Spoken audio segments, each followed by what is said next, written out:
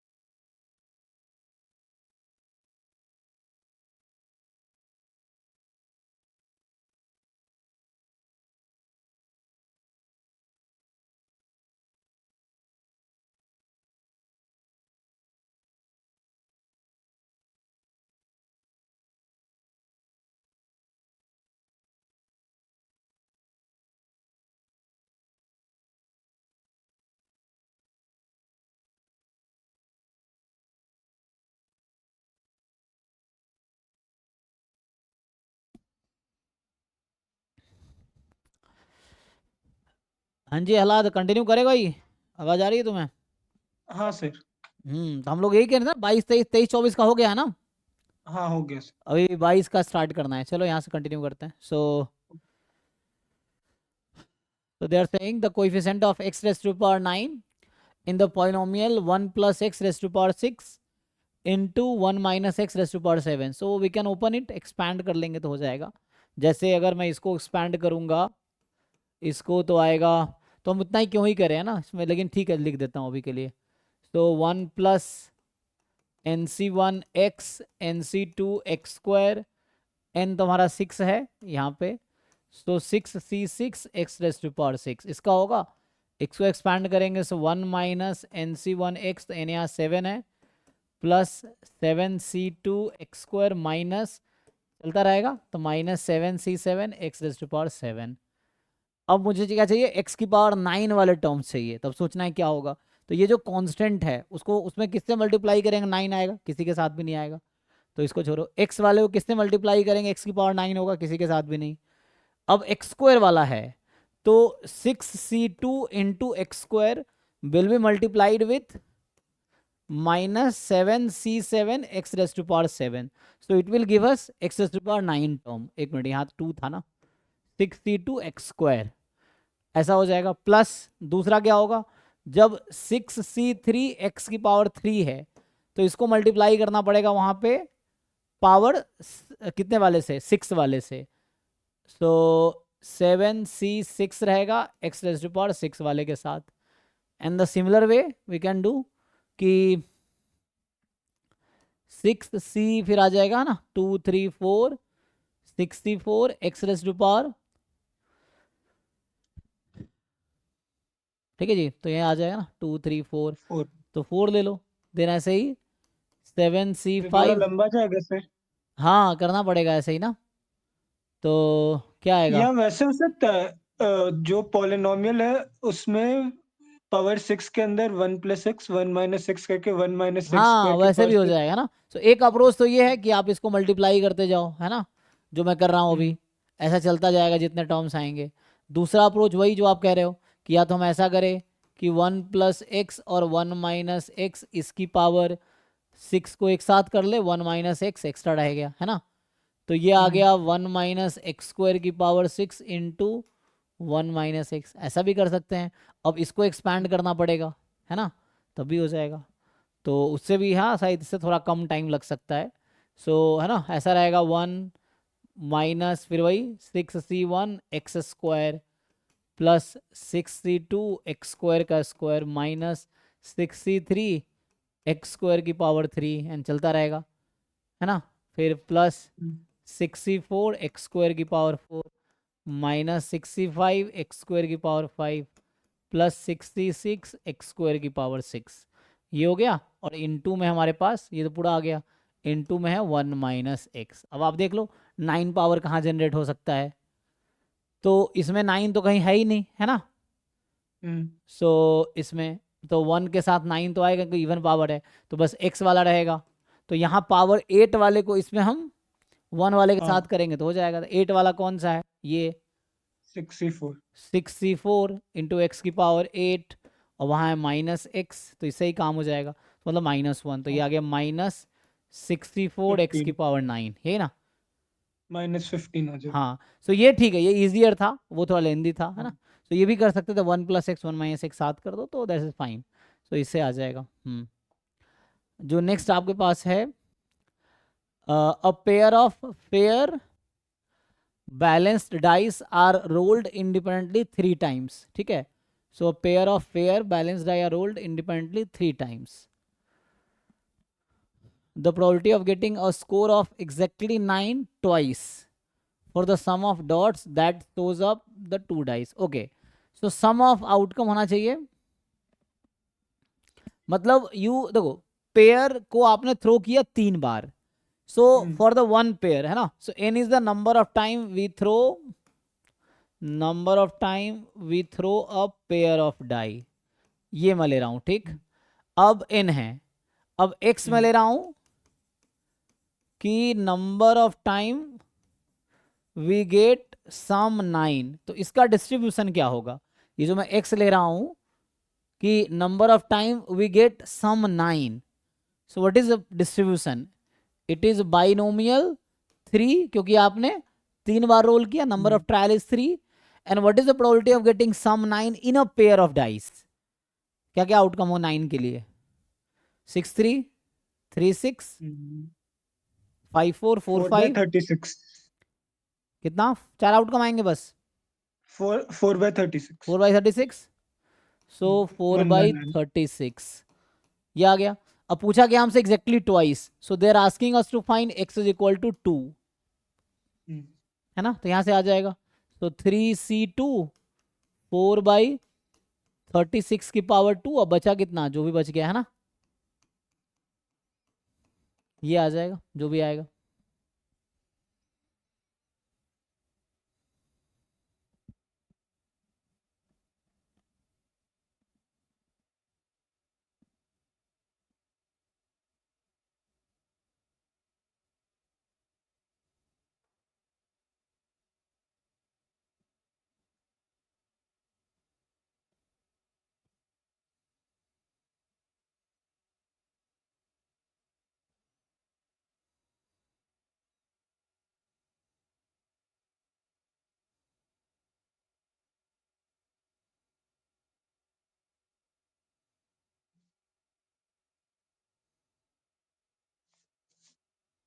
Done जी, आ जाएगा answer. चलिए देख हाँ, लीजिए क्या आ रहा है, देख लीजिए। तो मुश्किल तो नहीं है, थ्री मैच नहीं सीट हो रहा। 3 और ये 1/9 हो जाएगा, हम्म सो 1/81 और ये आ जाएगा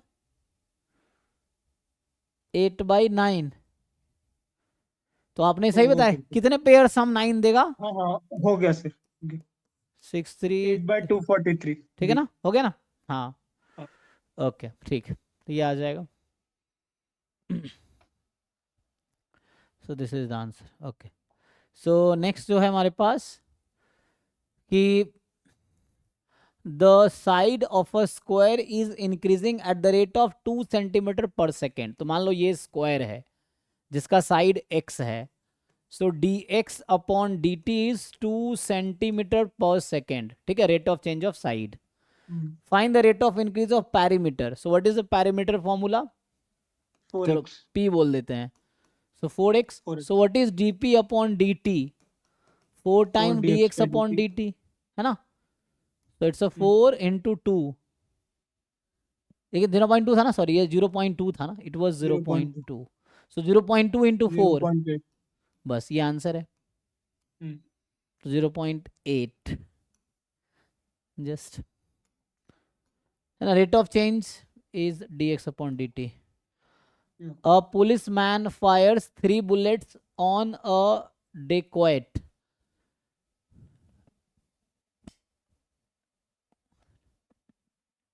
The probability that the dacoit will be killed by 1 bullet is 0.7. तो सक्सेस की probability 0.7 है. So what is the probability that the dacoit is still alive?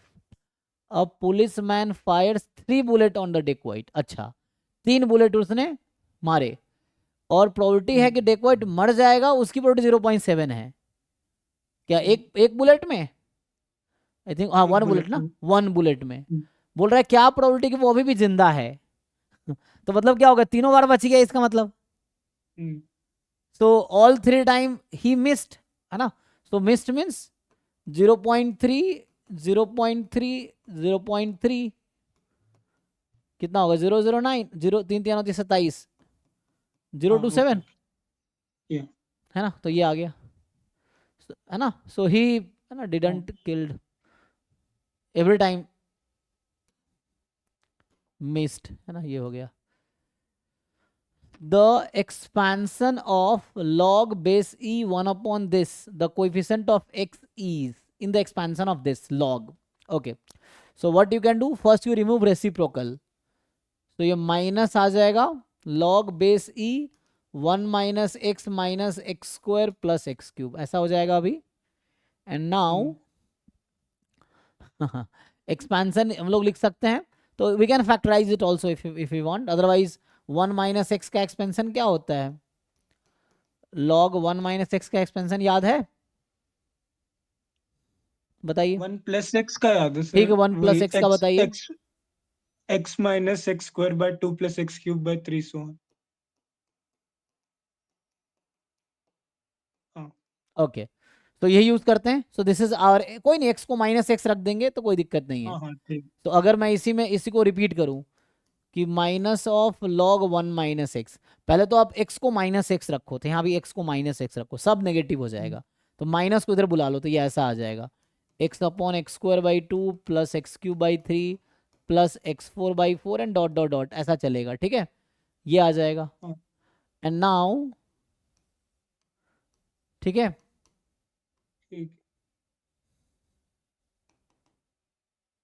अब इसको सिंप्लीफाई कीजिए.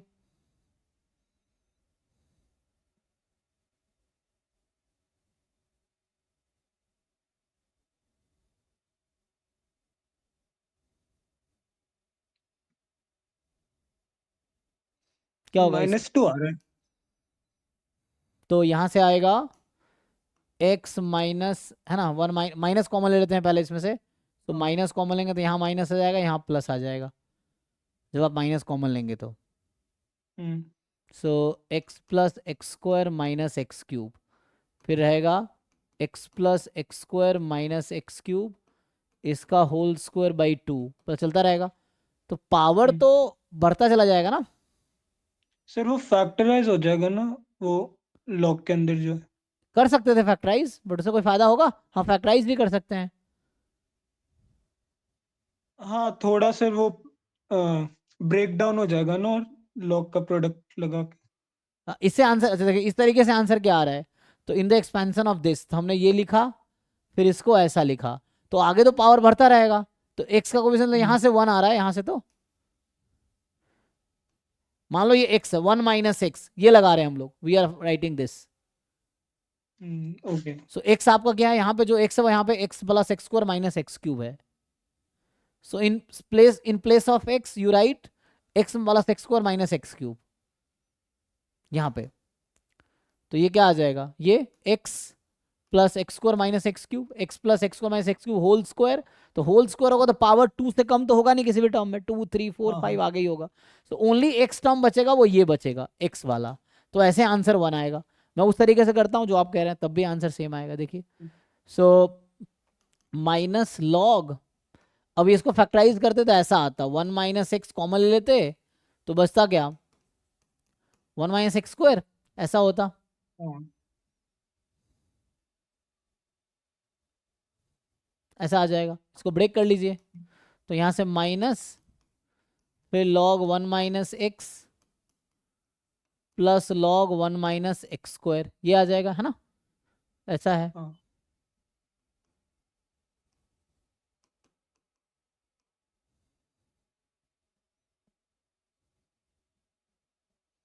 अब लगाइए इसका एक्सपेंशन लगाइए, और इसका एक्सपेंशन लगाइए, हाँ ठीक है, फिर वही। फिर भी वही आएगा ना। हाँ, हाँ ठीक है। Okay, the minimum of this when x is between this and this, minus 10 and 10।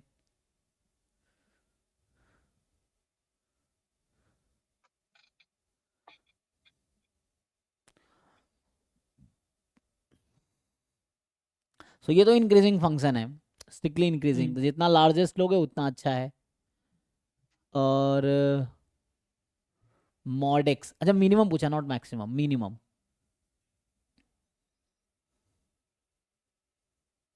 The minimum of this is, so minimum value they are asking. तो सो लॉग देखो, e की पावर 2x स्मॉलेस्ट क्या हो सकता है, 1। Zero. लेकिन zero तो नहीं होगा, जीरो को अप्रोच कर सकता है, एग्जैक्ट जीरो तो नहीं होगा, है ना। ओके, या बट -10 to 10 है ना सर, एक्स। बट वो ऐसा तब होगा जब x माइनस इन्फिनिटी पे जाएगा ना। हाँ, तो वैसा तो होगा नहीं। सो यहाँ पे जो हमारे पास पॉसिबल चॉइस है वो बस इतना ही है। तो मॉड एक्स तो चलो उसके अकॉर्डिंग इंक्रीज डिक्रीज होता रहेगा, है ना। इसकी मिनिमम वैल्यू कितनी है, ये भी जीरो है मिनिमम वैल्यू, और जीरो। इसकी मिनिमम हाँ। वैल्यू 1 है ना। और दोनों सेम पॉइंट पे ही एक्चुअली, ये मिनिमम x बराबर 0 पे होगा और ये भी मिनिमम x बराबर 0 पे ही होगा। नहीं, एक मिनट, अगर मैं ये रखता तो माइनस, नहीं नहीं सर, वो ई वाला तो -10 पे होगा ना। हाँ तो एक काम करते हैं, मैं ऐसा खोल देता हूँ दो पार्ट में। सो e की पावर 2x, क्योंकि ये तो मिनिमम होगा जब -10 रखेंगे, और यहाँ -10 रखेंगे तो क्या होगा, तो e की पावर -20 हो जाएगा फिर, है ना। लेकिन ये 1/10 +10 पे भी हो सकता है, लेकिन हाँ। ऐसा हो जाएगा। ओके, तो मुझे कंबाइंड मिनिमाइज करना, तो मुझे वही यूज़ करना पड़ेगा, कैलकुलस ही। चलो कैलकुलस यूज़ करते हैं। तो जी एक्स ई की power 2x plus x when x is more then 0 between 10, and ये आएगा ई की power 2x minus x when x less than 0। 0 पे तो डिफरेंशिएबल ही नहीं है, तो 0 इज अ क्रिटिकल पॉइंट। ठीक है, तो जी डैश एक्स निकालो जरा।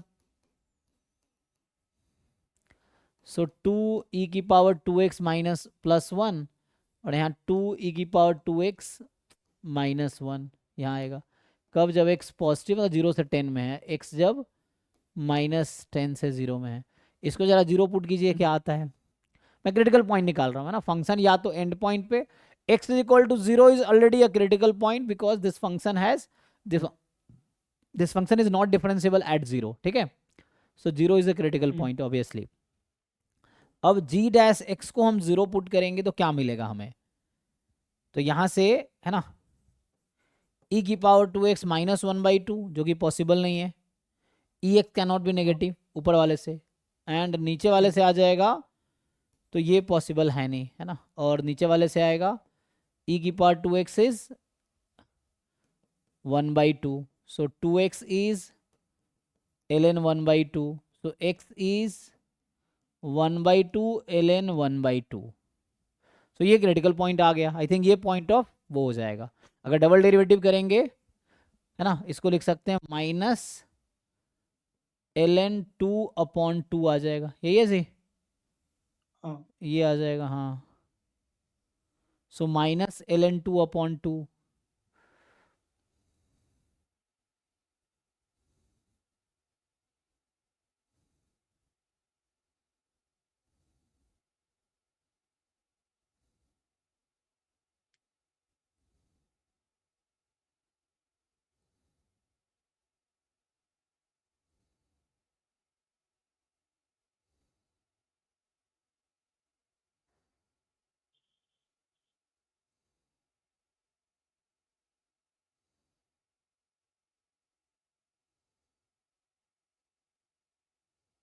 ठीक है, इस पे करो जरा, तो उस बीच में है less than 0, it's fine. Now put the value, तो यहाँ पुट करोगे तो कितना आएगा, e की पावर -2x तो हाफ हो गया था, यही हाफ हो गया था ना उस पे, तो तभी आया हाँ। है ये। और ये वाला कितना हो जाएगा, मॉड ले लोगे तो प्लस हम्म। 1/2 log 2, ये आ गया आंसर। हाँ। ओके। ठीक है। ये बिना कैलकुलस के नहीं हो पाएगा सर? क्योंकि क्रिटिकल पॉइंट कैसे निकाल पाएंगे हम लोग, ये देखना पड़ेगा ना हम्म। कि ये है। बिना कैलकुलस का मुश्किल है ना, वही इसलिए कैलकुलस बनाया गया ना। तो एफ डैश एक्स निकाला, जीरो पुट किया, उससे क्रिटिकल पॉइंट आ गया, एंड देन है ना। अगर इसका हम डबल डेरिवेटिव करेंगे तो क्या आएगा, एक बार और डिफरेंशिएट करते हैं तो 4e⁻2x पॉजिटिव हो जाएगी, तो डबल हाँ। डेरिवेटिव पॉजिटिव मतलब पॉइंट ऑफ मिनिमा है ना, तो ये आ हाँ। जाएगा। तो इसीलिए पॉइंट ऑफ मिनिमा है, ठीक है। So this is the point of minima and this is the minimum value. Okay, hmm. अब जो नेक्स्ट है आपका, कह रहा है कि let a be the value of the infinite series, a be the value of the infinite series, then a equal to, तो इसको फिट करो, आपको e की पावर x का एक्सपेंशन आता है, उस पर फिट कर लो, हाँ सर, डी आएगा। है ना। सो हो जाएगा हाँ। इजीली, ठीक है। सो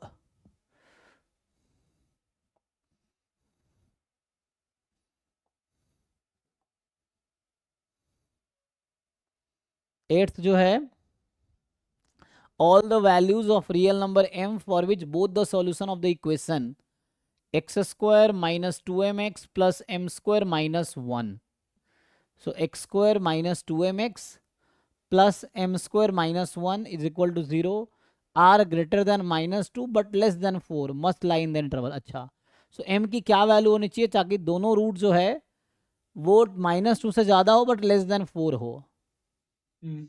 m क्या हो ऐसा। अच्छा, तो इसके लिए सॉल्यूशन निकालना पड़ेगा, तो चलो सॉल्यूशन फाइंड करते हैं। तो यहाँ से आ जाएगा 2m plus minus root under b² minus 4ac, है ना। सो b² माइनस 4ac ये आ जाएगा,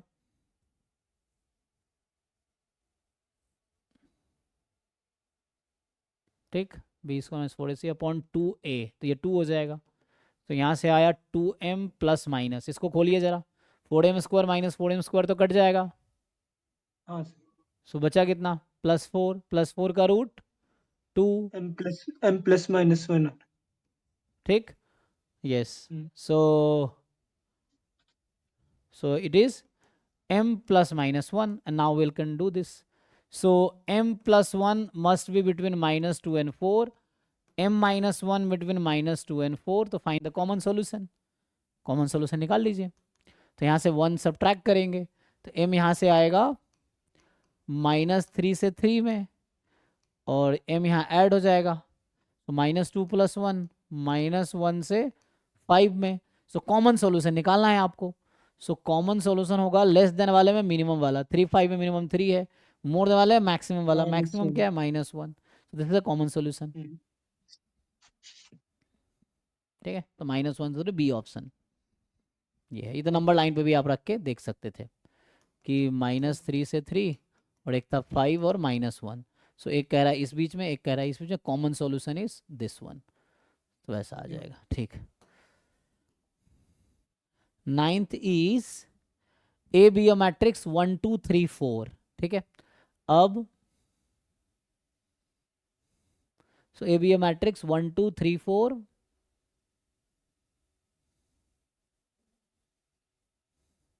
then number of matrices B of the form A0 0 B,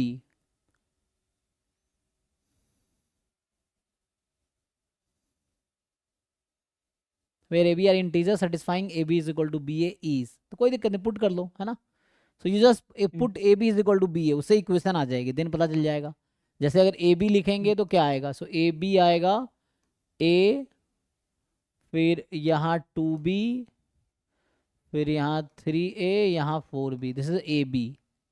B A करोगे सो ए, इसको इससे मल्टीप्लाई करेंगे 2a 3b 4b, कंपेयर करते हैं तो a इज इक्वल टू ए, कुछ नया नहीं मिलेगा, 2b is equal to 2a, तो यहाँ से आया b is equal to a, 3a is equal to 3b, यही a is equal to b, 4b is equal to 4b, nothing, so only we get is a is equal to b. So what are the choices? Any integer you take? Yeah. So there are infinitely. Infinite. So integer is a which one? Which type of infinite? Uncountable. No. So it is countably infinite. मतलब difference कैसा है दोनों? हाँ, तो यहाँ पे जो होगा, तो actually a set may be finite or infinite. Finite has choice, it may be empty, finite set may be empty set or may be non-empty finite. So ये तो finite का क्लासिफिकेशन हो गया. इनफाइनाइट में दो है, काउंटेबली इनफाइनाइट एंड अनकाउंटेबली इनफाइनाइट. ठीक, तो इसके एग्जांपल्स आएंगे set of real numbers, intervals, rational number, irrational numbers, not rational, irrational numbers, complex numbers. ये इसके आगे आएंगे natural numbers, integer, rational numbers. These are this example. Now how to define? So the definition is a set S is countable या countably infinite if and only if there exists a bijective function या bijection between, there is a bijection है ना, हम ऐसा लिख देता हूँ, there is a bijection f from s to n और n to s, उल्टा लिख सकते हो. सो ये डेफिनेशन है काउंटेबली इनफिनाइट का. यू नो व्हाट, जितने नेचुरल नंबर्स है उतने ही इंटीजर्स है मैथमेटिकली. अच्छा. जैसे इस डेफिनेशन से मैं जस्टिफाई कर देता हूं. तो जैसे जो आपका डाउट है कि अब मैं क्वेश्चन लिखूं कि prove that set of integer is countably infinite. ठीक, हाँ. तो हमें क्या ढूंढना पड़ेगा डेफिनेशन के हिसाब से? एक ऐसा फंक्शन ढूंढ लेंगे जो z से n में, तो इसका प्रूफ होगा, एक लाइन का प्रूफ है कि मुझे एक फंक्शन ढूंढना है z से n में जो बाइजेक्टिव हो. ठीक. सो फंक्शन ये है fn या n to s, आपकी मर्जी है ना, it's up to you. So better यहाँ उल्टा ले देता हूँ, कोई दिक्कत नहीं. बाइजेक्टिव का इन्वर्स हमेशा बाइजेक्टिव होता है, देयर इज नो प्रॉब्लम. मैं n to s कर देता हूँ, तो यहाँ n to z कर दो. चलो, तो मैं n का इमेज बनाता हूँ. तो एक ले लो n/2, अगर n इवन नेचुरल नंबर है, ठीक है ना, n is even natural number, और -n-1/2 जब n ऑड नेचुरल नंबर है. अब आपको बस ये प्रूव करना है कि ये फंक्शन बाइजेक्टिव है. और ये आपने क्लास 12th के एनसीईआरटी में भी देखा होगा, अगर क्लास 12th का रिलेशन फंक्शन चैप्टर पढ़ोगे तो वहाँ है ये फंक्शन. बनाओ वेन डायग्राम बनाओ, सॉरी वेन डायग्राम बनाओ, एरो डायग्राम बनाओ. सो एरो डायग्राम बनाओगे, तो ये है n और ये है z. तो यहाँ है 1 2 3 4 5 डॉट डॉट डॉट, यहाँ होगा 0, इसके ऊपर -1, इसके बाद 1, यहाँ -2, यहाँ 2, चलता रहेगा. अब बताओ 1 का इमेज क्या होगा? What is the image of 1 in that function? देखिए, सो 1 का इमेज है 0, 2 का इमेज क्या है? 1. 3 का इमेज क्या है? -1. -1. 4 का इमेज 2. 5 का इमेज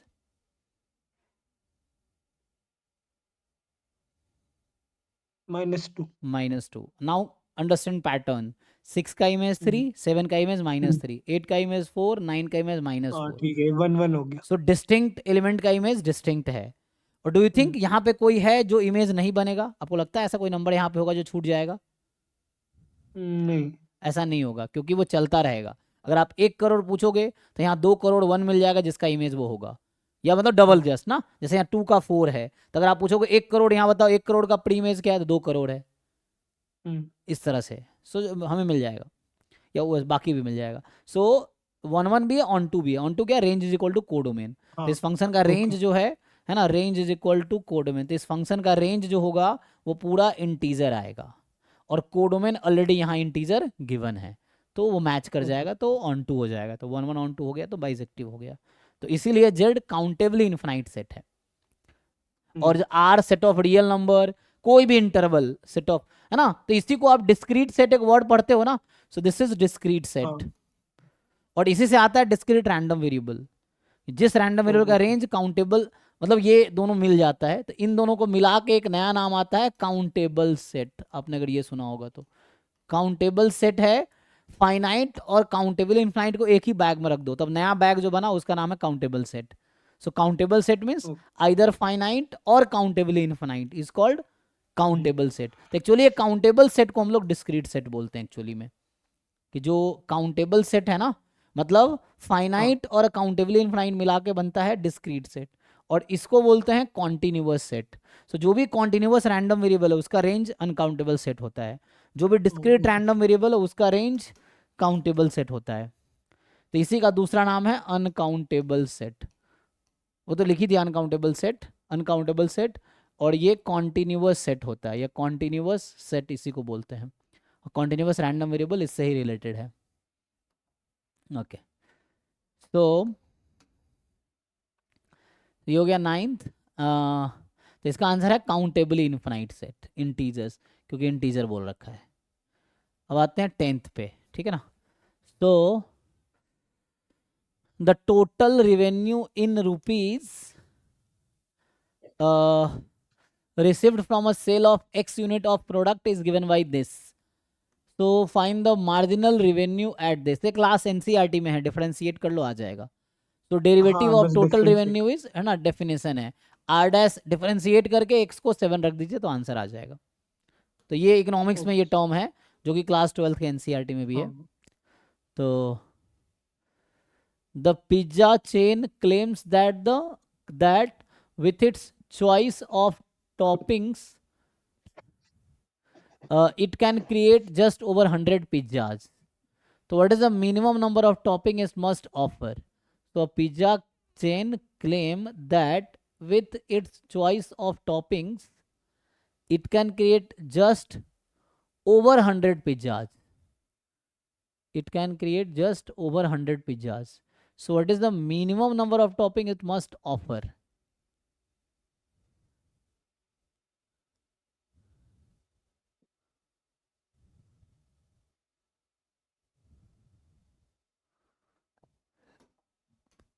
इन्फॉर्मेशन है ये ना। समझ नहीं आया। हाँ वही, मुझे लगा कुछ इन्फॉर्मेशन मिसिंग है क्या। सो हम्म, क्योंकि इसने कहा एक पिज्जा चेन है जो क्लेम करता है that with its choice of toppings it can create just over 100 pizzas. मतलब ये क्रिएट कर सकता है 100 से ज़्यादा पिज्जा। तो what is the minimum number of topping it must offer. कितने टॉपिंग, ये टॉपिंग वर्ड समझना पड़ेगा मुझे लगता है कुछ, चॉइस ऑफ टॉपिंग। हम्म, हाँ, ये टॉपिंग क्या होता है। तो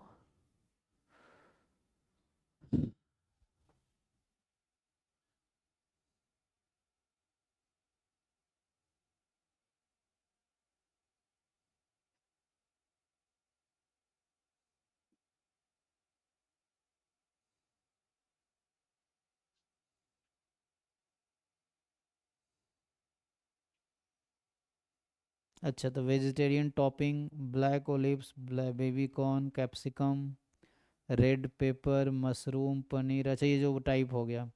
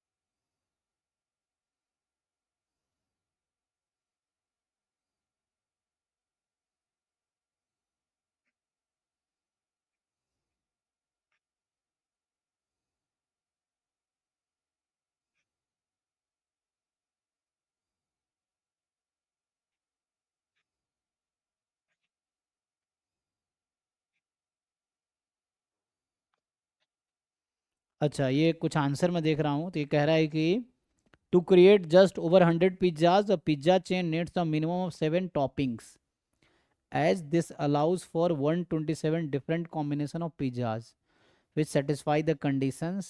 Option A is correct. A is correct. अच्छा, the question asked for the minimum number of topping a pizza chain must offer to create just over 100 pizzas. This is a question of combinations where each pizza could be considered combination of toppings. Assuming a pizza can have any number of topping from 1 to total number of topping available, we use the formula of combination 2n minus 1, where n is the number of toppings. So we subtract 1 to exclude the option of pizza with the no topping at all to find the minimum n such that 2n minus 1 is just over 100. तो कुछ इस तरह का logic लगा रहा है, 2n minus one over 100, ये number of topping जो बोल रहा है वो 2n माइनस वन है। अब ये कहाँ से आया पता नहीं, देखते हैं। सो ये कितना आ जाएगा, अच्छा ये 100, तो ये तो फिर वो हो जाएगा, यही कहना ना।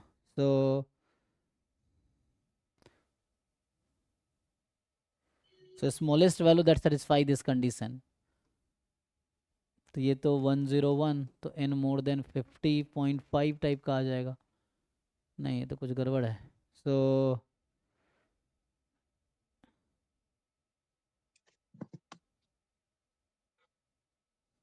27 माइनस 1 इज 127।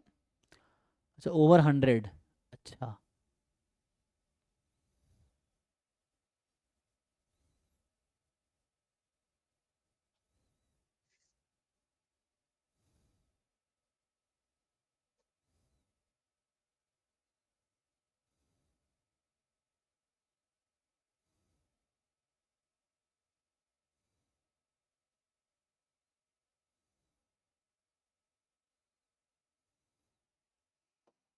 नहीं ये तो समझ नहीं आया मुझे।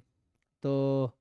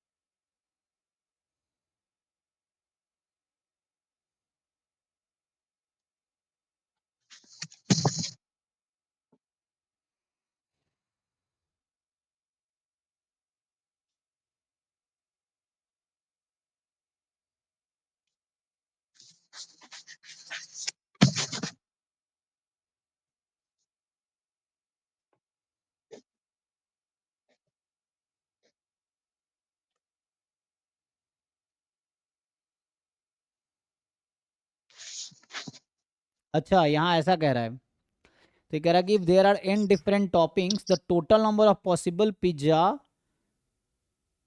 Including the plain pizza with no topping is 2 raise to power n, ये कह रहा है।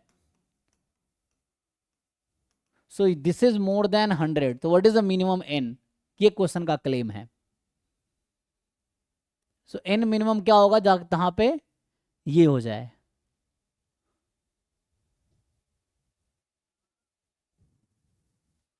सो यहाँ मिनिमम n क्या रखना पड़ेगा, 2 की पावर 6 हमारा 64 होता है, 2 की पावर 7 हाँ कितना हो जाएगा 120, 128। है ना 128, तो इसीलिए ये सही आंसर है। But the question is how this ये 2 रेज़ टू पावर 10 7 हाँ 9 ये केम। 2 की पावर n कैसे है? हाँ यही क्वेश्चन है बस। तो ये कहता है to determine the number of topping needed to create just over 100 unique pizza we assume that the pizza can be made with any combination of available topping. अच्छा, so topping is like you have choices, मतलब ये समझ लो कि आपके पास veg non veg दो option है, तो 2 टॉपिंग्स हुआ आपके पास। जैसे वेजा में आप है जैसे डोमिनोज जाते हैं तो अलग अलग फ्लेवर्स के वो पिज्जा आते हैं ना, अलग अलग उसके टेस्ट के। तो जितने अलग अलग आपके पास वेराइटीज है वो टॉपिंग्स हैं। So topping like how many different possibilities you have.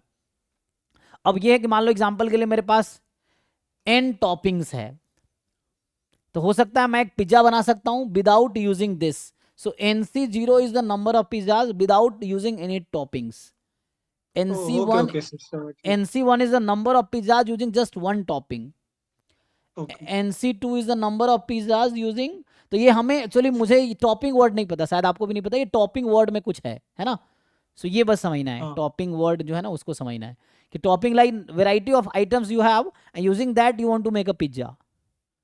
तो टॉपिंग मतलब कुछ extra, topping in the sense I think जो एक बेसिक फ्लेवर के अलावा जो आपके पास है ना, जैसे वेज नॉन वेज में 2 बताया कैटेगरी है, तो उस तरह से कुछ या उस तरह से, या डिफरेंट है जो बता रहा अनियन पिज्जा होता है जैसे इस तरह से ना, तो वैसे डिफरेंट टाइप के जो पिज्जा है तो उस तरह से। सो ये है and NCN total number of toppings use. So this is 2 raised to power n, so this is where okay sir this 2 raised to power n came, है ना। Topping here you can assume like a flavor, so you have basic pizza structure and now you have n different possible flavors that you want to use. So if you don't use any flavor, it's a plain pizza, normal. You may use one flavor, you may use 2 flavors, or you may use all of them in that combinations. So that's all. ठीक है। So the 12th जो है कि the equation of tangent to the curve y is equal to x plus 4 by x square that is parallel to x axis, simple है ना। हाँ sir so d y by d x को पहले तो हम 0 कर देंगे, क्योंकि x एक्सिस के पैरेलल कोई भी लाइन है स्लोप 0 होगी, तो ये हो जाएगा। तो यहाँ से हमारे पास x की कुछ वैल्यू आएगी, 2 आ रही है है ना, ये आ जाएगी, ये होगी, देख लो। 8x बाई क्यूब होगा सर। एक्स स्क्वायर का डेरिवेटिव कितना? 1 बाय एक्स स्क्वायर का -2 बाय एक्स क्यूब। अच्छा, तो -2 बाई एक्स क्यूब, ये हो गया, ठीक है। x आपका 2 आ गया, है वाई ना। 3 आ जाएगा। हाँ, अब x को 2 रख देंगे तो वैसा आ जाएगा। सो इक्वेशन होता है ना, स्लोप तो 0 है, so y minus y naught slope into x minus x naught, तो ये हो गया। क्योंकि स्लोप 0 है तो ऑब्वियसली, है ना, लाइन पैरेलल होगा एक्स एक्सिस के। So y is equal to 3 is the line. Okay,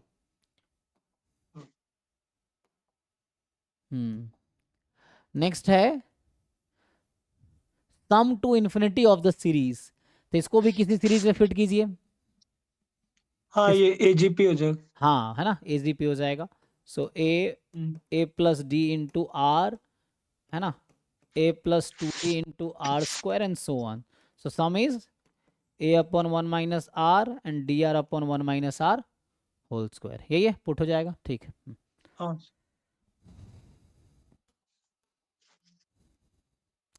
So the 14th one is the area bounded by y is equal to mod x minus 1 and y is equal to 1, तो graph बना के हो जाएगा, है ना। तो x minus 1 का mod, तो x माइनस 1 0 कब होगा? 1 पे, है ना। तो x माइनस 1 का मॉड लिया हुआ है तो इस पर v बना दो, ये हो गया। एंड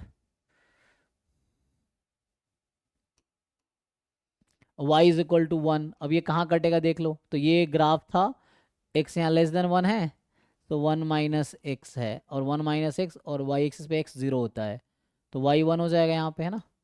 सो कहने का मतलब है कि 0,1, सो x 0 y 1 सेटिस्फाई कर रहा है, हाँ ठीक। तो 0 1 ये पॉइंट है, तो y इज इक्वल टू 1, ये लाइन हो गया। तो ये तो राइट एंगल उस टाइप, मतलब राइट एंगल नहीं, उस टाइप का ट्रायंगल हो गया ना जहाँ बेस और हाइट पता है हमें। सो व्हाट इज दिस, ये 0 ये 1 ये 2 होगा, सिमेट्रिक है। तो बेस लेंथ 2 हो गया और हाइट इसका 1 हो गया, तो हाफ इंटू बेस इंटू 1 होगा। हाइट, तो आंसर इज 1। उस तरीके से।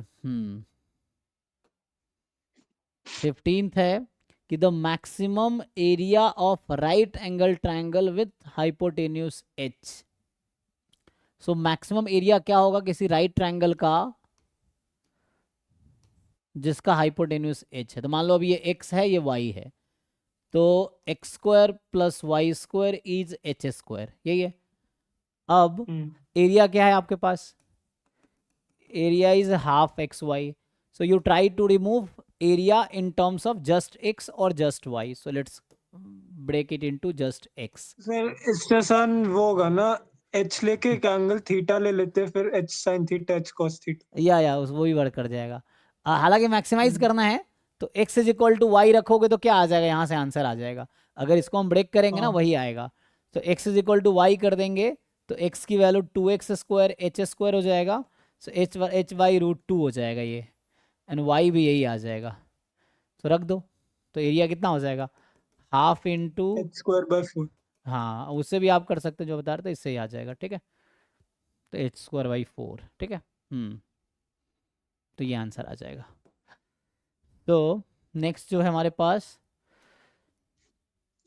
अ point diametrically opposite to the point 10 on the circle. तो पहले सर्कल अगर आप बना लेते हैं उससे हो जाएगा। तो इससे बस मेनली क्या निकालना है, सेंटर क्या है और रेडियस क्या है ना। तो कैसे निकालते हैं बताइए, या तो परफेक्ट स्कोर बनाना चाहो वो तो बना लो। प्लस प्लस 2gx और प्लस 2fy है ना, तो centre minus G comma minus F होगा। हाँ कीजिए और उससे। Radius square root plus square root के अंदर G square plus F square minus. या मैं ऐसा बना सकता हूँ तो ये आ जाएगा ना। तो -1 -4 और -3 पहले से है, इस तरह से आ जाएगा।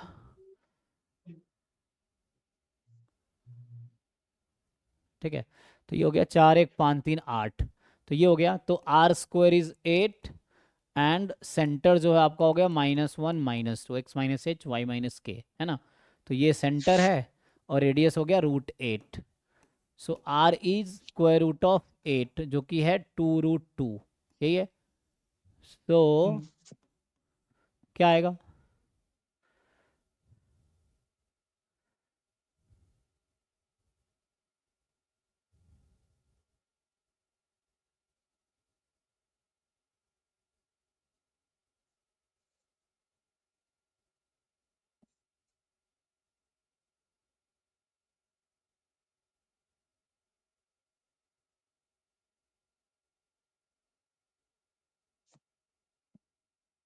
तो पूछा गया point diametrically opposite to the point. अच्छा, तो ग्राफ बनाना पड़ेगा। तो सर यहाँ वो लॉजिक भी लगा सकते हैं ना, ये पॉइंट फर्स्ट क्वाड्रेंट में है तो डायमेट्रिकली ऑपोजिट मतलब वो थर्ड क्वाड्रेंट में जो पॉइंट होगा वही होगा। लेकिन आपको देखना पड़ेगा कि सेंटर रेडियस कहाँ है, उस पर भी तो होगा। सेंटर 0 0 नहीं है ना सेंटर यहाँ पे, हम्म है ना। सेंटर तो आपका -1 -2 है। अच्छा, वो लाइन के इक्वेशन से भी आ जाएगा वो तो, है ना। तो हम्म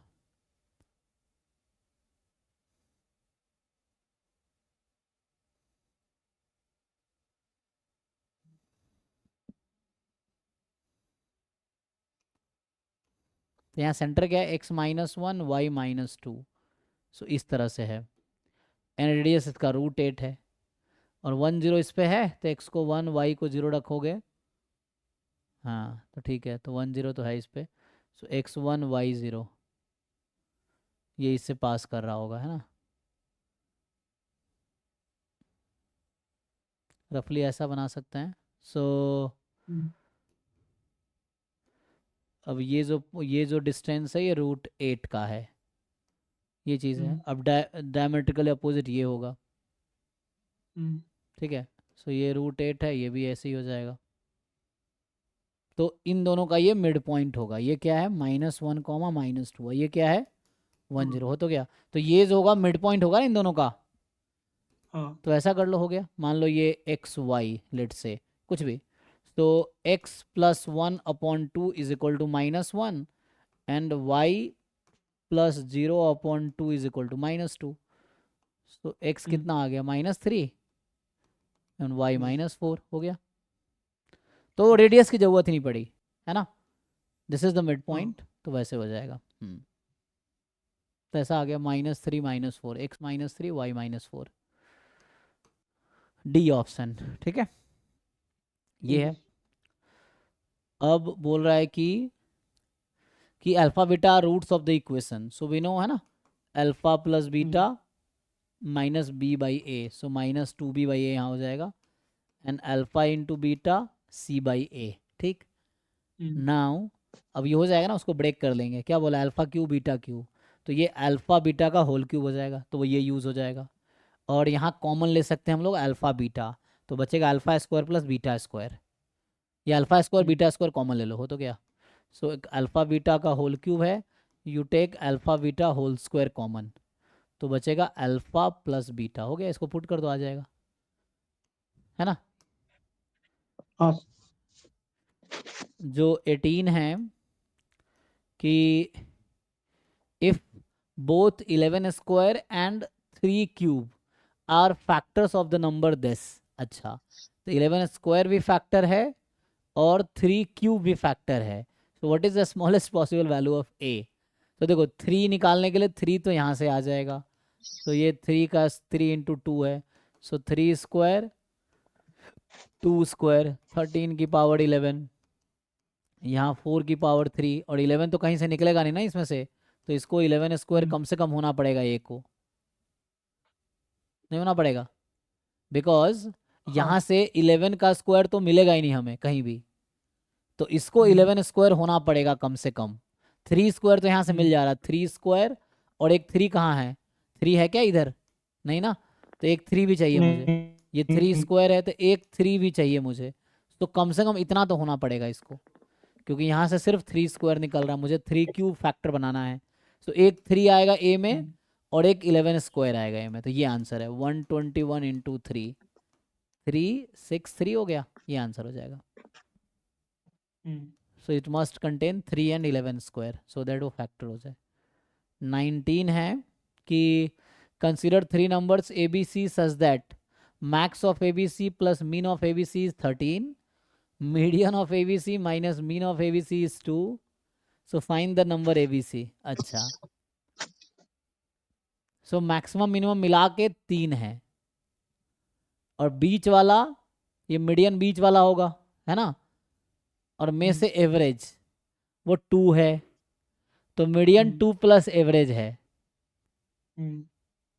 find mean of a b c, mean निकालना है, ओके। सो अभी के लिए मैक्स मीन, तो मैक्स प्लस मीन 13 है, मीडियन, तो max plus mean plus median ये किसके इक्वल हो जाएगा, a plus b plus c के, क्योंकि मीडियन बीच वाला होगा, क्योंकि है ना दिस दिस दिस एरर में, तो ये मैक्सिमम होगा, ये मिनिमम होगा, ये मीडियन होगा, और तीनों का सम ए बी सी के इक्वल है, और इसको अगर हम डिवाइड कर दे 3 से तो एवरेज हो जाएगा 3 से। अब ये यहाँ से आ जाएगा, देखो मैक्स प्लस मीन मुझे कितना पता है, 13 रख दो, सो ये 13, मीडियन यहाँ से निकालो कितना आएगा,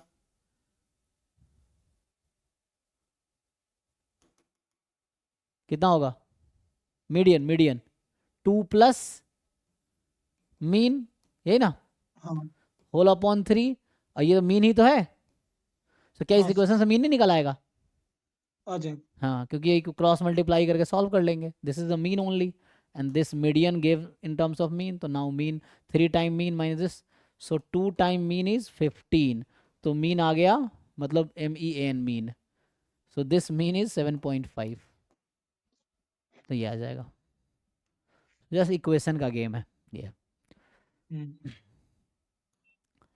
ठीक है, तो 20 से हम लोग कल कंटिन्यू करते हैं, तो कल जो क्लास होगी तो वहाँ हम लोग कल 20 के आगे कंटिन्यू करेंगे, अभी हमने 20। सर इसके सब्जेक्टिव क्वेश्चंस आप कब स्टार्ट कराओगे, एक बार ऑब्जेक्टिव हो जाएगा उसके बाद एग्जाम में टाइम है ना, अभी तो क्या चल रहा है, फरवरी ही चल रहा है ना, तो क्लासेस तो फरवरी खत्म, मार्च अप्रैल मई एग्जाम तक चलती रहेगी क्लासेस, है ना, तो एक बार ऑब्जेक्टिव पार्ट खत्म करते हैं फिर सब्जेक्टिव पे आते हैं, तो जल्दी हो जाएगा, थैंक यू, हाँ।